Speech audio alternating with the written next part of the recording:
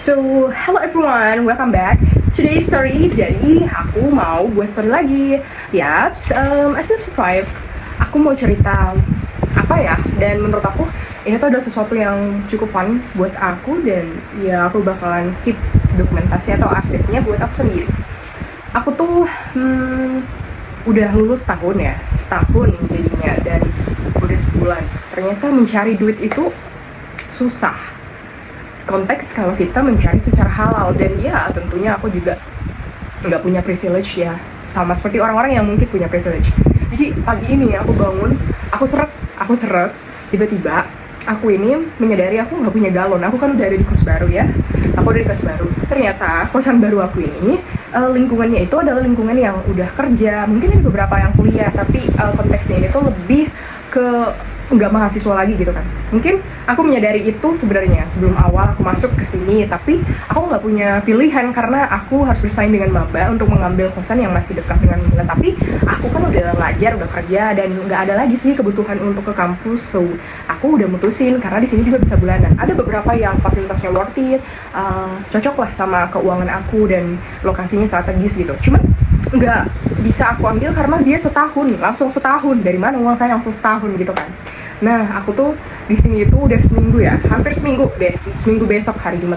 Aku tuh cuman makan junk food, kebanyakan makan Indomie karena aku nggak punya money enough gitu. Aku nggak punya uang yang cukup. Sebenarnya aku adalah tipe orang yang suka banget sama makanan sehat.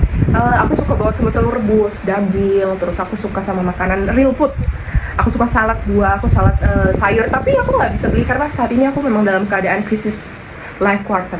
Dan ya aku menikmati itu walaupun mungkin ada sesekali hati merasa, kapan ya pengen ini, dan aku selalu menyebut itu di dalam doa aku sama Tuhan.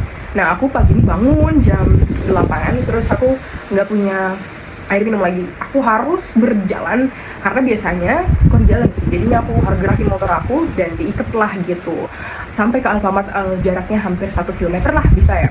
Padahal dulu di lingkungan mahasiswa aku tuh ya nggak usah, kita tinggal pesan WA udah dia datang karena mungkin di situ masih pasar market mereka kan. Kalau di sini jadi aku harus nyari gitu. Terus aku tuh merasa berat badan aku semakin berkurang karena aku tuh ini benar-benar kurus banget. Aku memang tipe yang chubby dan aku pernah menyentuh angka 49 kilo dan nggak tahu sekarang berapa karena aku ini bukan orang yang gampang gemuk tapi juga nggak gampang kurus, apalagi muka aku kan tembemnya gitu. Tapi ini aku udah kurus banget rasanya karena memang aku stres.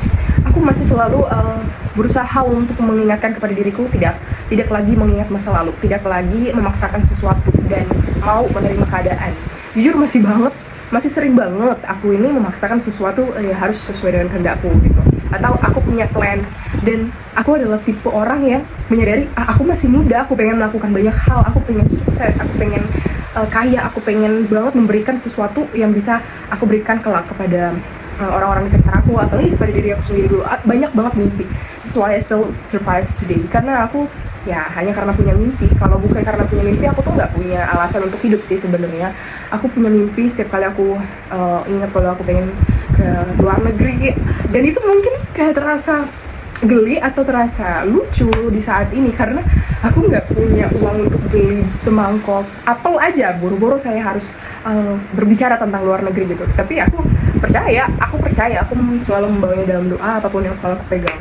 Ya, hari-hari berlalu rasanya tuh walaupun bangun itu berat, kayak aku nggak pernah menikmati rasanya. Aku kayak aduh makan apa ya nanti, terus bangun lagi, aduh habis ini makan apa, masak apa, aku udah bosen banget sama mie, tapi mau nggak mau harus dimakan, udah ada titik itu gitu.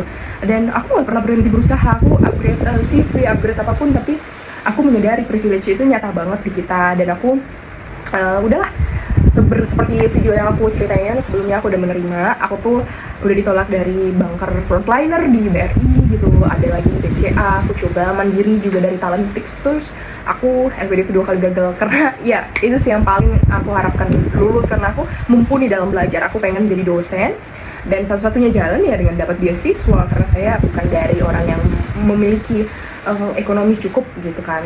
Tapi aku nggak tahu kenapa sampai sekarang tuh rasanya aduh, aku udah nggak kaget lagi gitu gagal, tapi aku bakalan terkejut kalau aku lulus. So aku percaya mimpi aku benar-benar mengajak aku untuk terus hidup, dan dia benar-benar nyata gitu di depan. Itu aja yang aku pegang. Dan kalau untuk keluarga atau mungkin pertemanan, Dan semakin dewasa pun aku merasa aku tidak membutuhkan siapapun selain Tuhan Yesus di diriku. Dari kecil hidupnya memang kan udah terbiasa mandiri, sepi, broken home, dan ada banyak fakta, dan aku nggak tahu, walaupun orang-orang melihatku, mereka nggak tahu ya apa yang aku alami, dan itu pun mereka masih memandang dengan iri gitu. Bagaimana ketika aku nanti udah ada di atas, jadi aku udah lebih nyaman dengan pertemanan yang satu atau dua gitu, lebih nyaman dan tulus tanpa ada saingan iri, karena semua orang menurut aku memiliki perjuangan masing-masing. Mungkin aku selalu menilai dulunya aku adalah orang yang paling susah, tapi aku di satu sisi bersyukur. Meskipun yatim piatu, sama sekali aku nggak dapat beasiswa, aku bisa kuliah dengan UKT golongan 4. Dan ya sampai hari ini, sampai detik ini, walaupun mungkin banyak tangisan, banyak stres, ya itu adalah hidup, itu adalah bagian dari hidup. Dan aku mengajar, aku sebenarnya bingung mau kemana ini hidup ini dibawa di umurku yang 23 ini. Tapi barangkali ketika aku udah berumur lebih tua lagi nantinya, aku akan mengingat videonya, barangkali aku sudah mendapat apa yang aku doakan, aku akan berkata, wah terima kasih banyak Tuhan Yesus kenapa aku survive gitu. Aku adalah orang yang beruntung, aku sangat luar biasa, aku tahu Tuhan Yesus memberikan yang terbaik. Barangkali juga aku menyadari aku masih lembek, jadi Tuhan sedang mempersiapkan aku dan membentuk aku untuk berkat yang aku minta, supaya kalau Tuhan kasih berkatnya, aku tidak sombong, aku tidak jatuh. Karena ketika kita memiliki ketika kita berani untuk memilih sebuah pilihan, pasti ada risiko di baliknya. So thank you for watching. Menurut aku ini tuh penting atau nggak penting, tapi aku hanya untuk meletakkan ini aja. Dan ya ini buat diri aku sendiri. Aku cuma mau bilang aku akan terus berjuang, dan mungkin tahun-tahun ke depan, 2 tahun ke depan, 3 tahun ke depan, aku udah jadi seseorang yang ingin aku inginkan. Aku benar-benar bersyukur sekali dan aku berterima kasih. Aku yakin Tuhan Yesus akan memberikan yang terbaik buat aku. Bye bye. Thank you.